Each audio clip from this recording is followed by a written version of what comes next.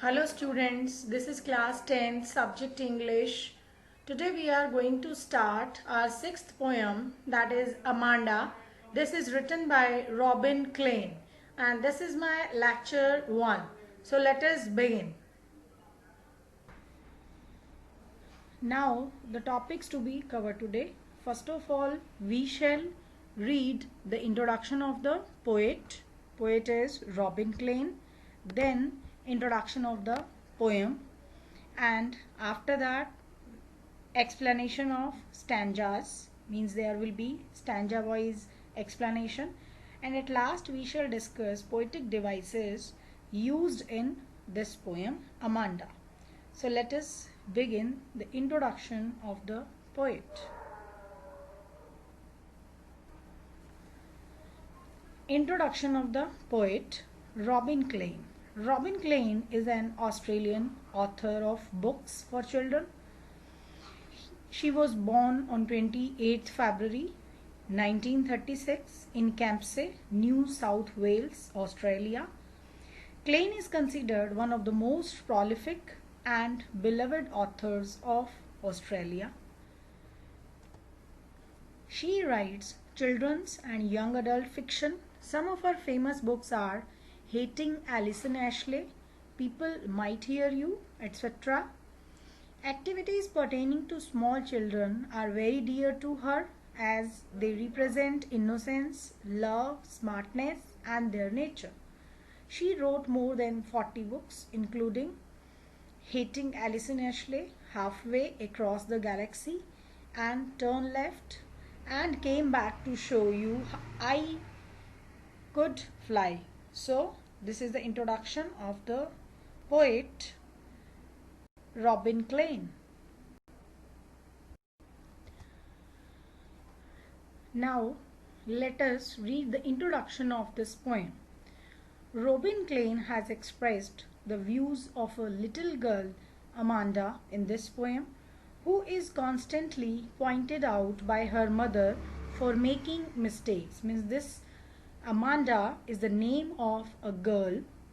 So this is a poem of a young girl who does one thing after other, but she is instructed not to do so by her mother. So mistakes which she considers so as they are not part of the code of good conduct laid out by the society in which we live. So this poem Amanda depicts the state of a little girl's mind. She is constantly instructed about do's and don'ts by her elders. Her elders scold and instruct her every time. So here are some points that we can add in introduction, that this chapter is actually about a girl whose name is Amanda, and every time she is being instructed by her parents, as parents are more experienced than us, than children, so that's why they can guide a child in a good manner. So every child feels that she or he is controlled and instructed not to do one thing or another. Children have certain habits, so their parents teach them to mend those habits. These are for their benefits, means these instructions are only for children's benefit. Children have these habits because they want freedom. They want to feel naturally at home. Amanda is a small girl who has certain unwanted habits, so she is politely asked to mend those habits. But she seems to live in her own world, in her own imaginative world, as she is moody. So this is the introduction of this poem, Amanda. Now let us read the stanzas and then there will be explanation of these stanzas. So first stanza is, don't bite your nails, Amanda. Don't hunch your shoulders, Amanda. Stop that slouching and sit up straight, Amanda. There is a languid emerald sea where the sole inhabitant is me, a mermaid drifting blissfully. Hunch. Hunch means bend or curve. Slouching. It means drooping. Bending. It means languid. Languid means relaxed. Emerald. Emerald means bright green color. Inhabitant means the resident or dweller. Then it is drifting blissfully means moving happily. Blissfully means happily and drifting means moving or swimming. Here we can say. So in this paragraph, in this stanza, Amanda's mother is instructing her not to bite her nails because it is considered to be a bad habit. She even tells her to sit straight in right posture without bending her shoulders.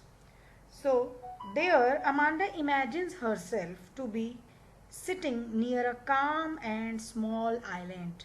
So these lines given in parentheses in bracket actually express the state of mind or imagination of Amanda.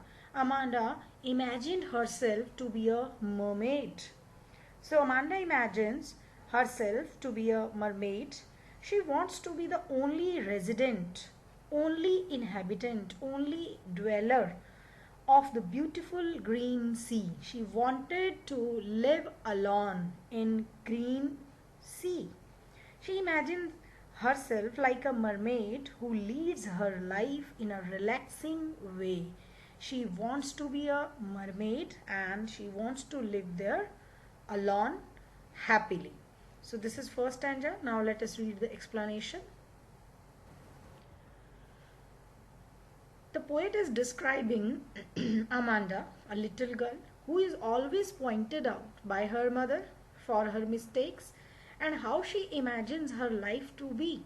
The poet says that the mother is pointing out Amanda for biting nails, which is a bad habit.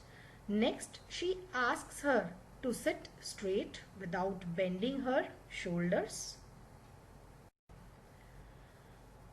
Amanda, who has a habit of bending her shoulders and sitting lazily, is being pointed out because her mother wants her to sit in the right posture. At this point of time, when she is being scolded by her mother, she imagines herself to be in a deep green sea. She says that she wants to be the only resident of this beautiful green sea. She wants to live there alone like a mermaid.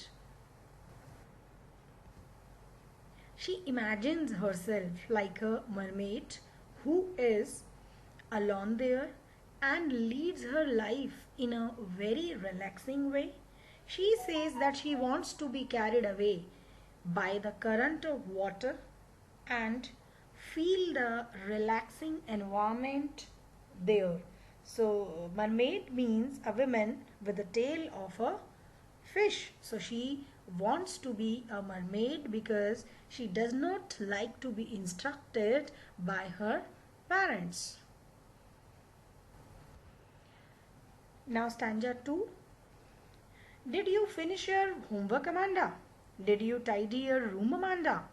I thought I told you to clean your shoes, Amanda.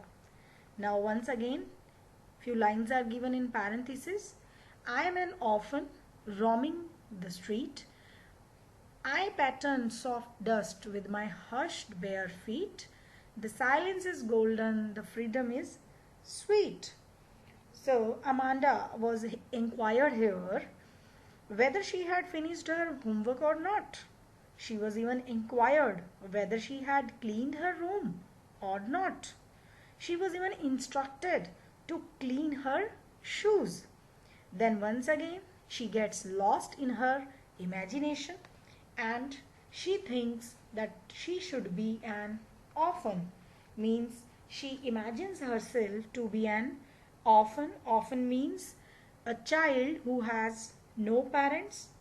So she wants to be an orphan who is roaming into the street. It implies that she had been without parents. She wants to live without parents. And she is saying that she is barefoot. She would have made designs on the soft dust with her bare feet quietly.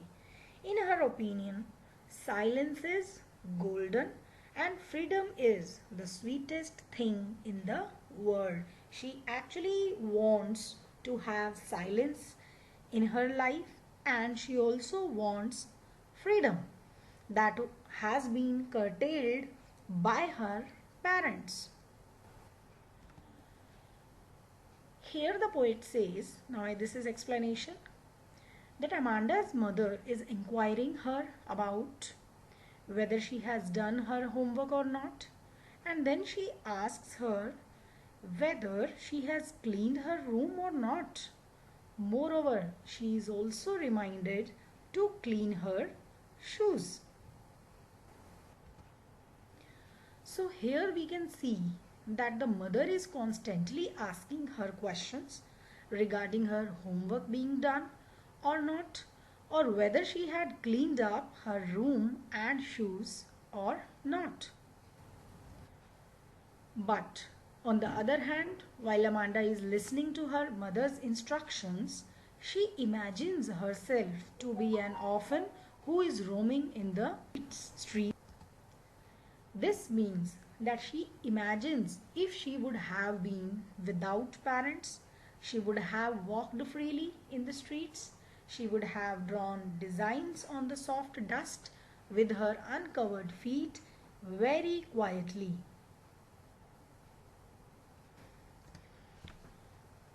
So we can see that she thinks opposite to her mother. Her mother wants her to keep everything neat and clean, but Amanda wants to play in dust with her bare feet. Moreover, she is so fed up of these constant instructions from her mother that she says silence is golden, which means that silence is very crucial and precious. She further says that freedom is sweet. This means she never feels free when she is with her mother. Now, third stanza. Don't eat that chocolate, Amanda. Remember your acne, Amanda. Will you please look at me when I am speaking to you, Amanda? Now, once again, her imagination. I am Rapunzel. I have not a care. Life in a tower is tranquil and rare. So, acne means pimples, and Rapunzel is actually the name of a girl, of a character of a story. I have not a care.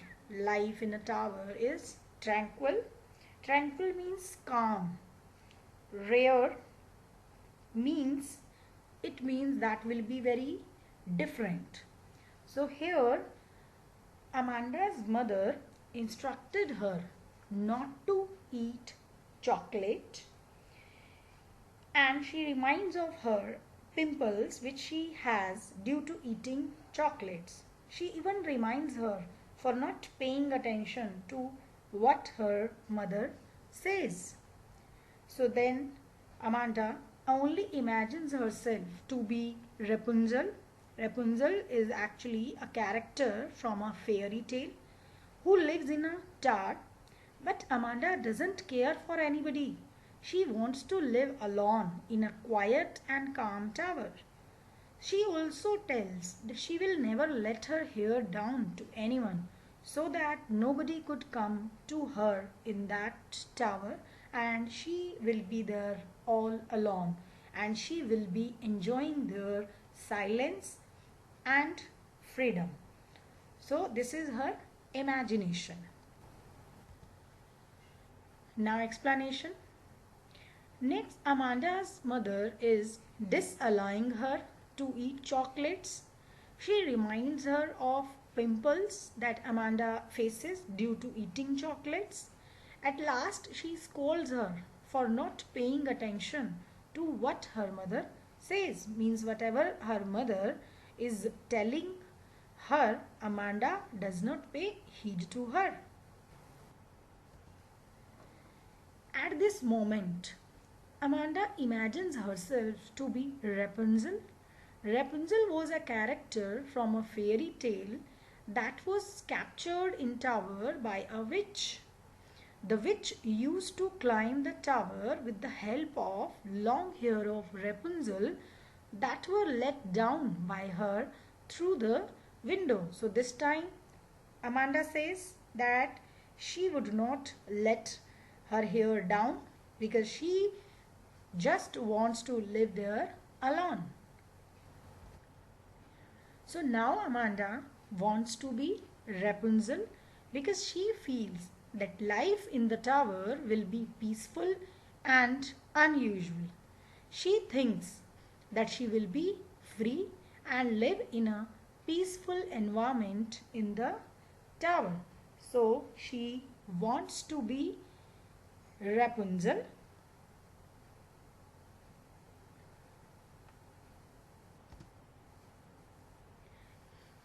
She also confirms to herself that she will never. Now, fourth stanza, it is, stop that sulking at once, Amanda. You are always so moody, Amanda. Anyone would think that I nagged at you, Amanda. So here Amanda's mother warns her not to feel unhappy and disappointed. Sulking means sad and moody means gloomy, and nagged, it means find fault with or criticize. So Amanda's mother warns her not to be sad and disappointed. She should be even happy. Amanda is very moody. She is of unstable nature. Her mother tells her to remain cheerful, otherwise her mother will be blamed for harassing her. So the explanation is, Amanda's mother now warns her for behaving in a very odd manner. She asks her to stop being in a bad mood. Moreover, she blames her of having such an unstable mood. She also scolds her by saying that her behavior will one day make people think that Amanda was constantly being harassed by her mother. So here we can say that though Amanda is always pointed out by her mother on every small thing, but she can't react to this. If she reacts towards this by getting emotional, her mother takes this against her sense of pride and scolds her that she shouldn't behave like this, as others would think that Amanda's mother is very dominating towards her child. Means Amanda's mother wants her to be happy even after such instructions, and she always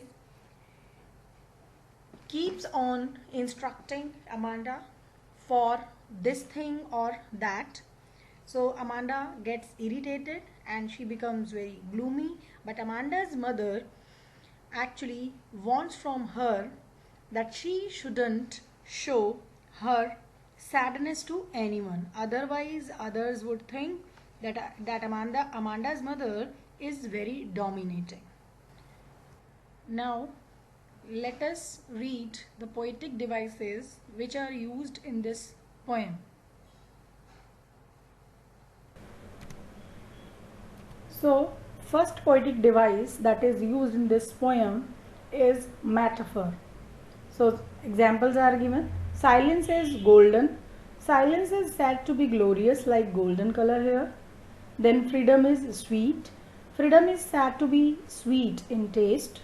Then use of word emerald sea for green color of sea being similar to the color of emerald. So this is metaphor In metaphor, we compare the things without using the word like and as. Now next.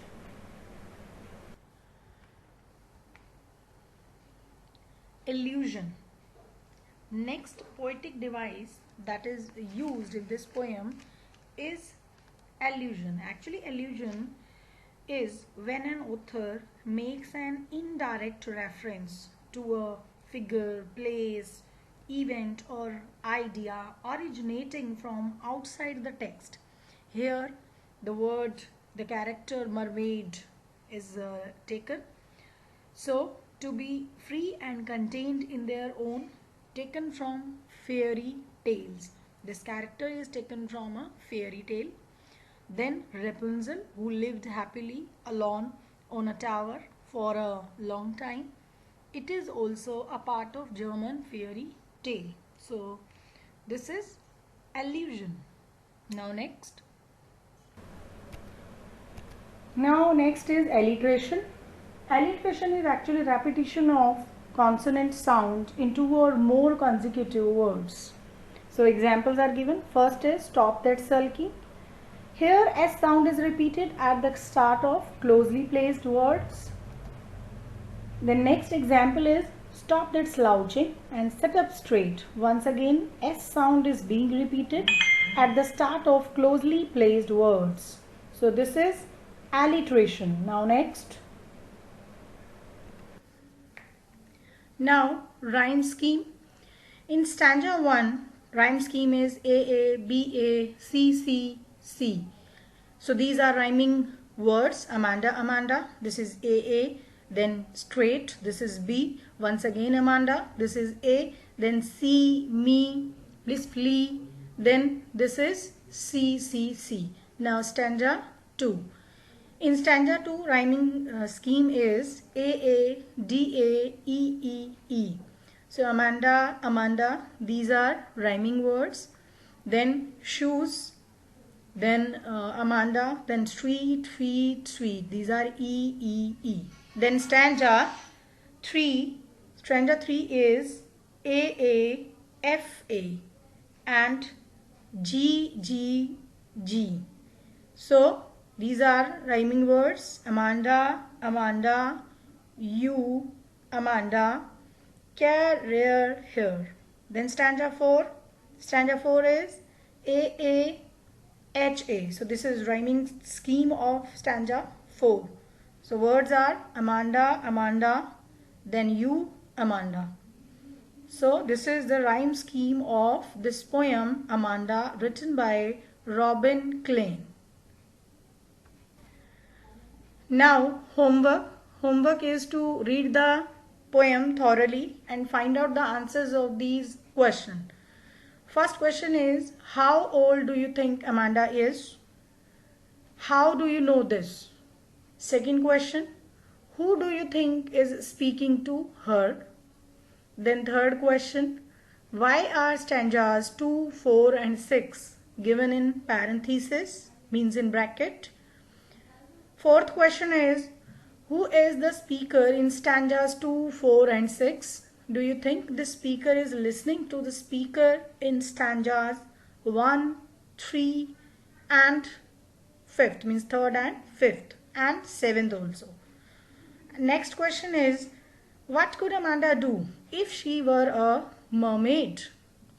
Then next question, is Amanda an orphan? Why does she say so? So these are the questions. So write the answers of given questions and send me the snapshots at my email ID. I hope you have understood whatever have been taught to you today. So do your homework and send me the snapshots of homework on my email ID, and I hope you have understood what have been taught to you.